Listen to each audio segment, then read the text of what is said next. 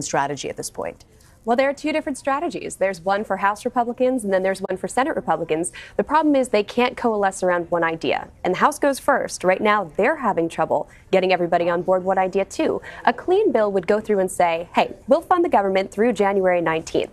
All of those other issues you mentioned, the Children's Health Insurance Program, the surveillance extension, all of that will happen later in January. That's one idea, but there's no way that Senate Democrats are going to come on board.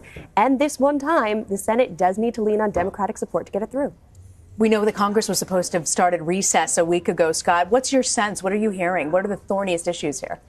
Well, what's interesting is how many of these issues just seem to be punted into next month. I mean, let's go back to September. Remember when President Trump struck that deal with Nancy Pelosi and Chuck Schumer to do a 3-month extension of government funding and also a 3-month extension of the debt ceiling?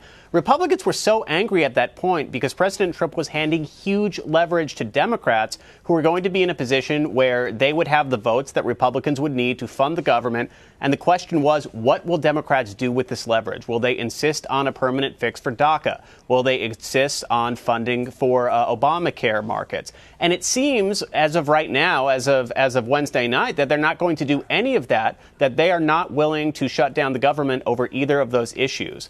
But I say that at the moment, it looks like Republicans in the House are still scrambling to get the votes they need for any sort of continuing resolution. So it'll be interesting to see what Democrats do if their votes are absolutely needed. But at the moment, it looks like Paul Ryan is still trying to get something passed, even if it's a 2 or 3 week short-term bill.